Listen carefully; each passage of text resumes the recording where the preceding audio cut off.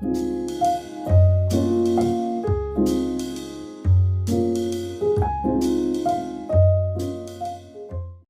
man who collected laughter. Some people collect stamps. Others collect postcards. Elliot, he collected laughter. He was the kind of man who seemed older than he was, not because of wrinkles or a cane, but because he'd already made peace with being misunderstood.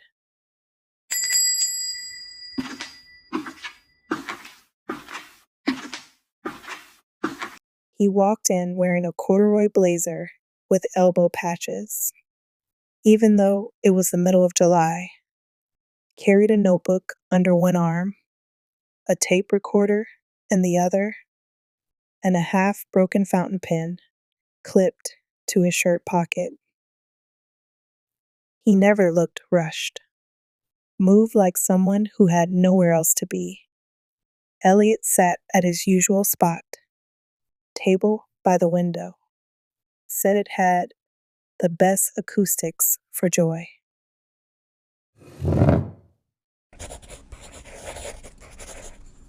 Cold chamomile tea, lemon wedge, no ice. He'd always say, cold tea should be honest.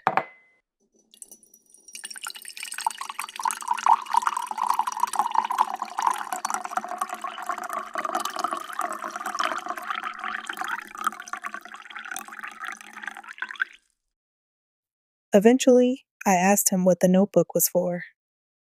He looked up like he'd been waiting for someone to ask. Most people try to write stories. I collect the ones that already happened. Through laughter, you'd be surprised how much a laugh can tell you, how long it lasts, how high it climbs, whether it ends in silence or a sigh.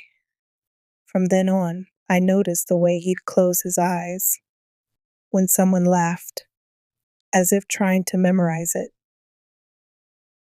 He logged every one: time, description, emotion. 4:32 p.m. Soft giggle from teenager with raspberry beret. Sounded hopeful.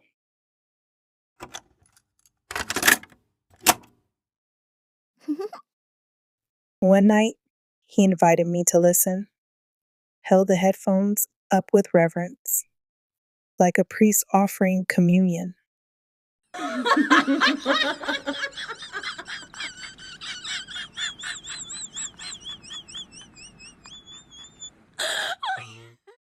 It was beautiful and oddly intimate, like walking through someone's memories barefoot. I started to look forward to his visits. He never pried into my life, but somehow, being around Elliot made you want to show up as your truest self. Maybe because he was always listening, really listening.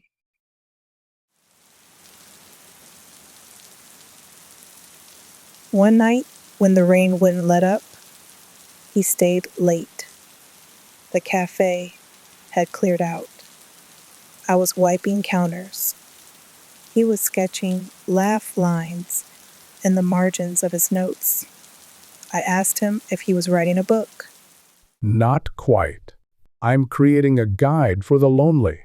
A map made of laughter, so they remember they're not broken, just quiet. I didn't know what to say, so I made him another tea, this time with honey.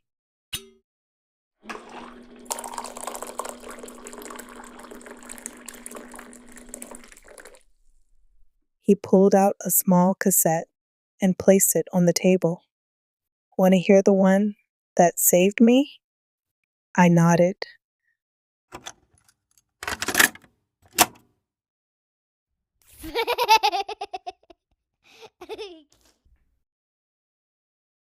He said, my daughter.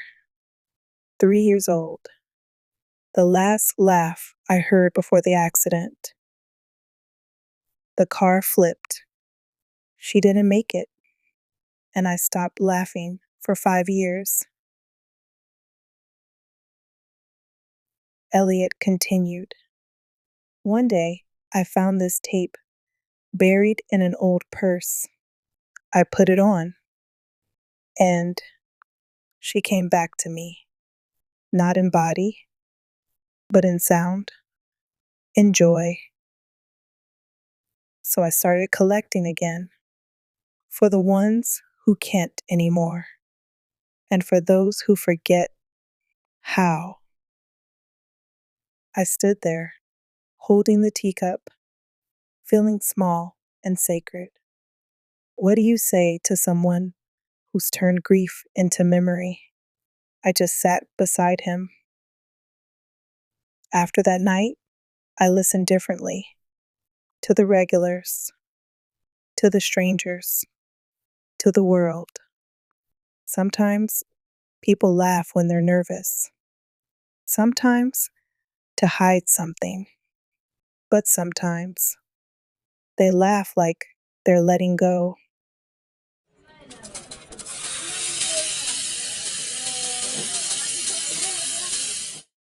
Then one day, Elliot didn't come in.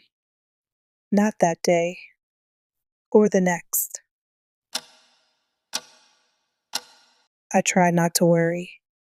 Told myself maybe he was just away, listening to joy somewhere else. Until a week later, someone new walked through the door. She was about 20. Same careful posture. Box in her arms. Eyes that had cried too recently to be dry.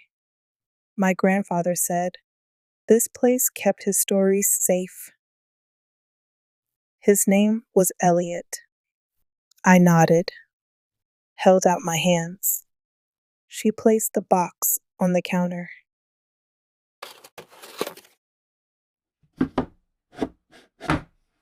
Inside, a dozen notebooks, a recorder, and a cassette labeled for when you forget how to laugh.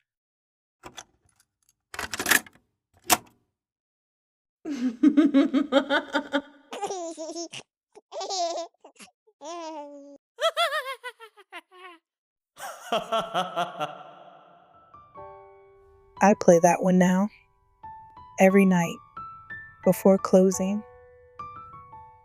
It doesn't always make sense. Sometimes it sounds chaotic, but in the middle of it all, there's something whole, something beautiful. They say the midnight cafe appears when someone needs it most. Maybe it's true, but I think sometimes it shows up just to remind you you were laughing once, and you will again. Good night.